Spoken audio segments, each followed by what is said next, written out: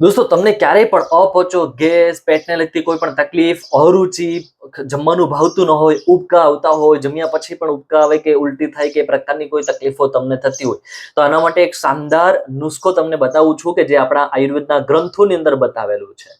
આ નુસ્ખા માટે 4 વસ્તુઓ તમારે લાવવી પડશે. તમારા શરીરમાંથી 100% તમારી આ ગેસને લગતી કે પેટને લગતી દરેક તકલીફનું સમાધાન આપશે. તમે આ વિડીયો સેવ કરી રાખજો, બધાને શેર કરજો, એ તમારું પણ ભલું થશે.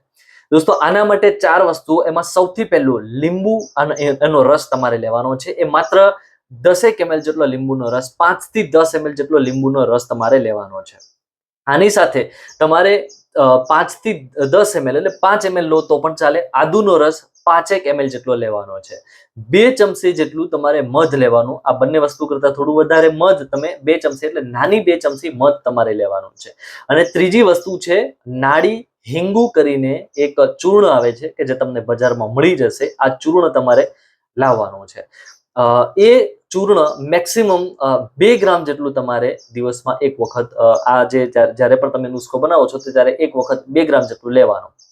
આ ચારેય વસ્તુને મિક્સ કરી, તૈયાર કરી, એકદમ વ્યવસ્થિત હલાવી, એક મિક્સ થઈ જાય, તૈયાર થઈ જાય, એ પછી તમારે જમવા બેસવાનું હોય બપોરે, દાખલા તરીકે 12 વાગ્યાનો જમવાનો સમય છે તો 11:30 કે એ પહેલા તમારે આ જે મિશ્રણ છે એ લઈ લેવાનું છે.